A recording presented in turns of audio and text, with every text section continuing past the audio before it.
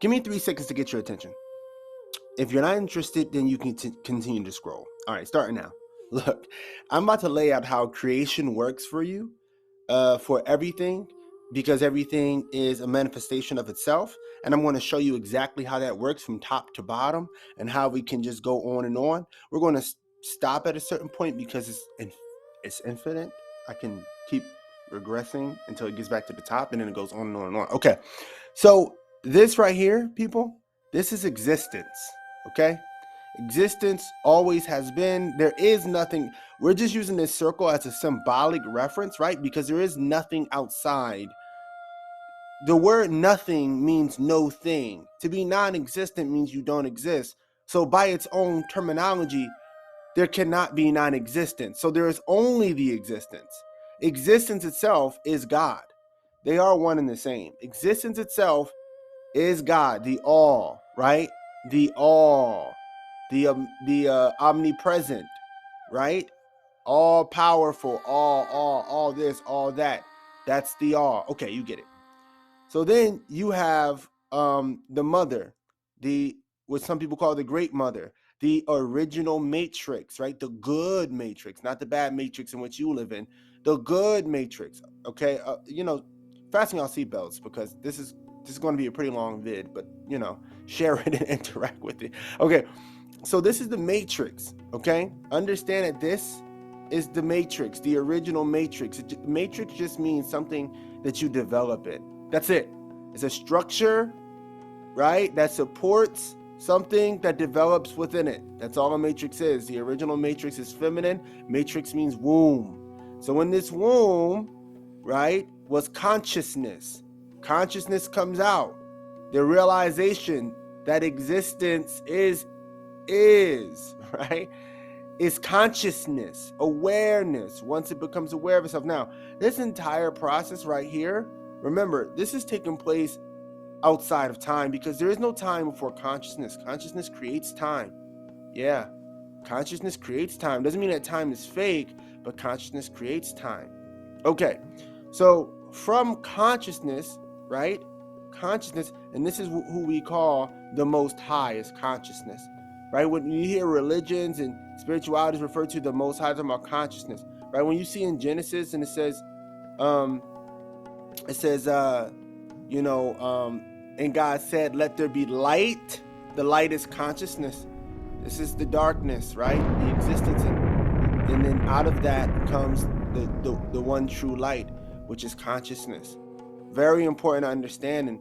And so because consciousness is so important for existence, which is everything else beneath it, it's very important for us. That's why almost every religion worships the first awareness, which is consciousness, the Most High.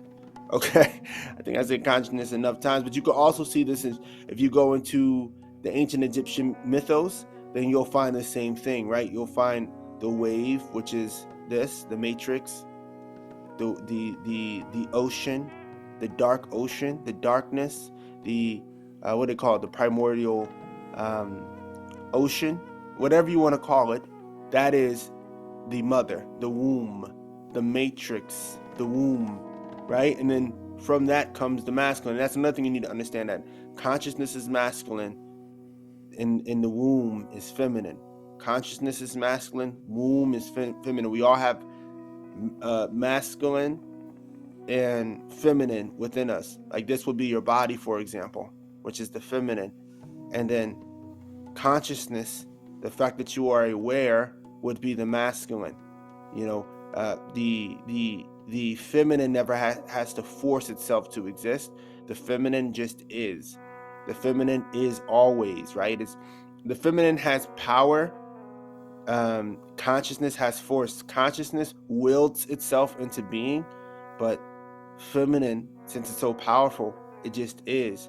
Now, power and force are not opposites, and force is not less than power in that way, but yes, force is different than power.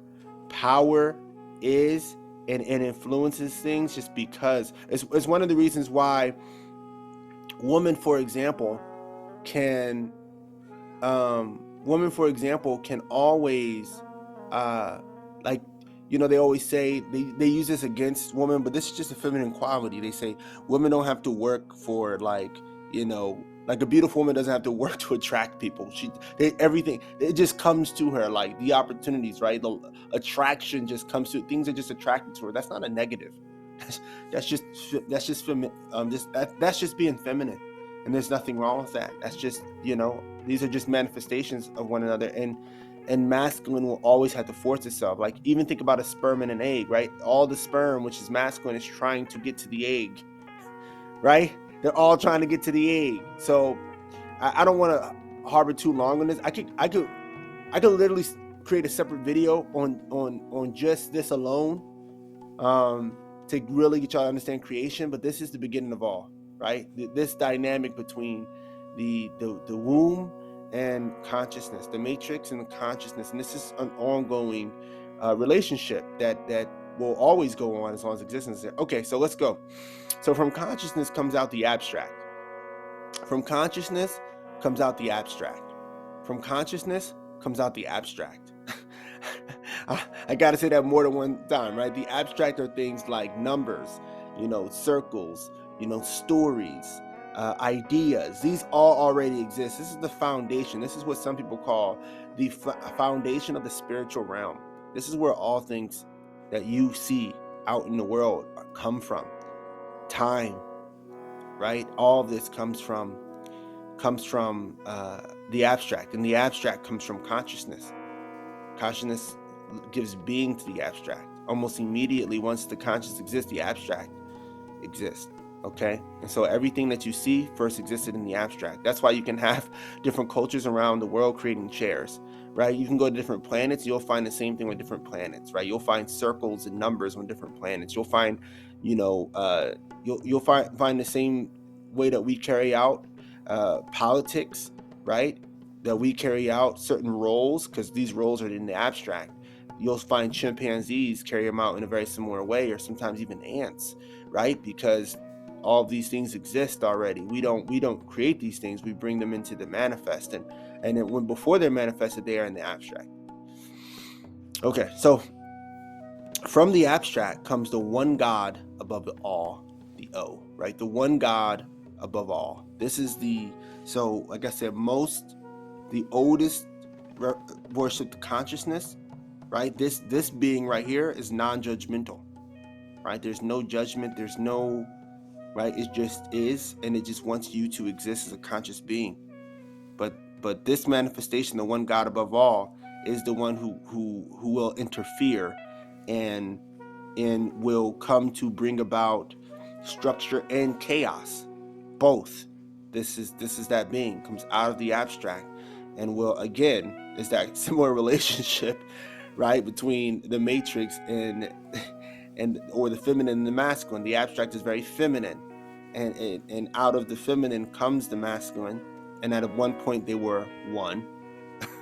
Right? Same thing with here. At one point they were one, but they manifest as two separate things, and this is a very masculine structure, and it wants to create and destroy, and it wants to interfere in things, and this is where you get your gods like Inki and Enlil. You'll get your gods like let me use a better example, like Yahweh, I should say El Shaddai, comes from this type of energy, right? I am the one above all. I am aware that I am above all physical manifestations and physical and spiritual manifestations, and I will maintain order, right? And that's a very masculine thing to do. And from the one God above all, right, that a lot of religions worship, now people are going back to worshiping this God, right? They're all really the same thing. Just to be clear, they're all the same thing, but they're different manifestations. They're all existence, right? But all of these are different manifestations of existence, and the one God above all is a manifestation of consciousness, right? So from the one God above all, you have, and I'm gonna go into this. This is supposed to be part of my free courses. I'm gonna go deeper I was supposed to start my free courses like a week ago. I gotta get into this because this is the begin. This is a big part of it. But okay, so from the one God above all, you get life, you get the multiverse, right? You get spirit, right? You get spirits, you get life, you get multiverse. They all come from the one God above all. Now, if you notice that this is very similar to the Ankh, and this is very similar to spaceships. This is very similar to reproduction, right? The mouth machine here and the womb, and they create one another. They bounce back off of each other. That's just the way that life goes. And so I would go deeper in this. I had a lot. Okay, so I'll give you an example. So what comes directly from the one God above all, right? The spirit. Let me show you how the spirit manifests. Okay, let me show you how that works. Okay, so the one God above all, gives gives birth to many things, right? Are manifestations of the one God above all. Okay, and this is a very, very authoritative position within manifestation, because you kind of run everything else, but without effort. So there's no effort going on with this being here. Okay, so out of the one God above all, let's say that there's children, order and entropy. Okay, now out of order and entropy create creation. Okay, creation creates start, end, space and time. Now also understand that order, everything beneath order is a direct manifestation of order. Everything beneath entropy is a direct manifestation of entropy, right? Creation can also be called anti-fragility, right? So order and entropy together create, right? Without these two, you do not have creation, right? Without these two, you do not have creation. Okay, now these are all things that existed in the abstract, that the one God above all will manifest things within the abstract. Okay, order, entropy, creation. Now, from creation comes start, space and time, and end. From creation comes start, space and time, and end. All right. Now, what you need to understand about this relationship is that just as the one God above all creates these things directly, creation automatically creates start, end, space, and time. So now you have time, you have space into the universe, right? Or into existence now, but prior to that, they didn't exist. So now you have it. Start and ends create space and time.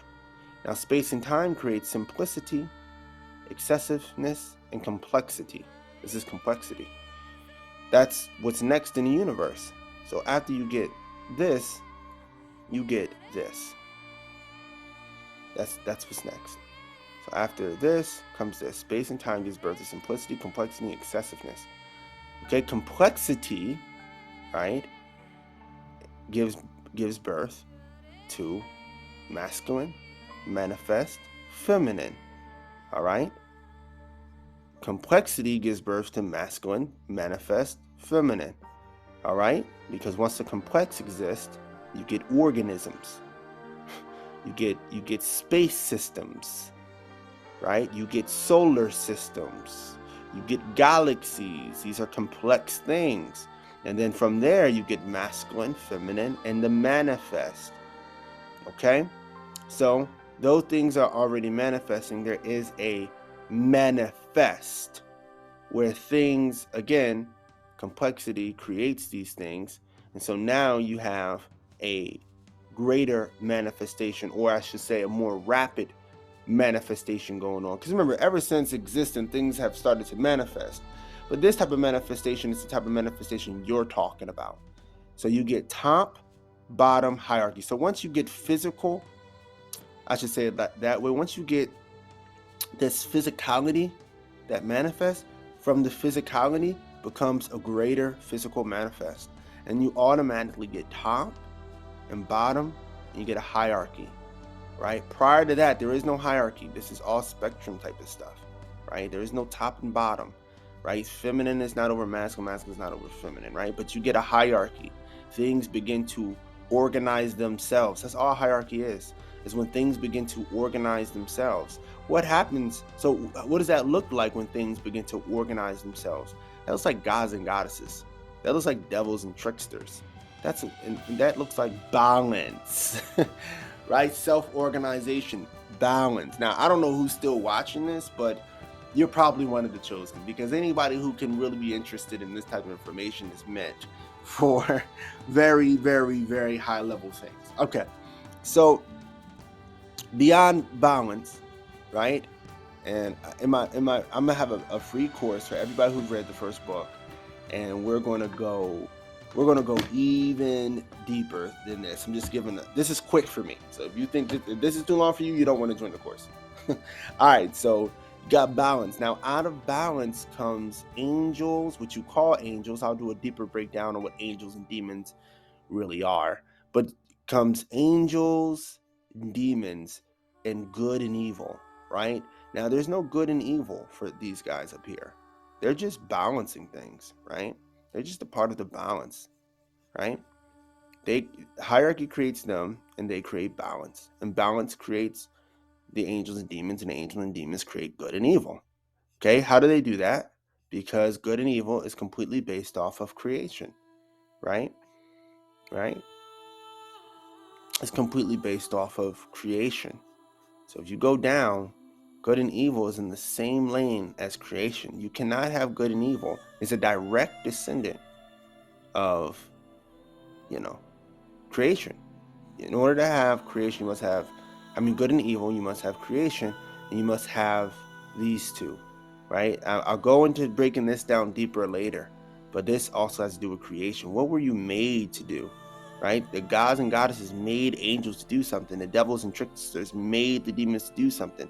If they're doing it, they're good. If they're not, they're evil, right? And it becomes relative based on if you're an angel or you're a demon, right? If an angel is opposed to what a demon is made for, then they're going to say they're evil. And if a demon is opposed to what an angel is made for, then they're going to say they're evil. So it's very relative to where you're at. Now, before this, there was no good and evil. God and goddesses and devils and tricksters are not good and evil. Top and bottom is not good and evil. Masculine and feminine is not good and evil. Simplicity and excessiveness is not good and evil. Start and end is not good and evil. Order and entropy is not good and evil. One above God is not good or evil. They're all above that. But then you have Christ and Antichrist, right? And together they create renewal. But renewal creates the Messiah and the deceiver. And together the Messiah and the deceiver creates trials. And then it goes on and on for infinity. You can break this all the way down to humans in history, right? And so there you go. I hope you enjoyed this. Make sure you share, you like, you subscribe. If you're on YouTube, you follow. If you're on TikTok, I'm sure TikTok will not have this entire video, so you're probably on YouTube at this point. And I hope this helped. Yeah. Over and out. I didn't record any of that, did I? Oh, I did.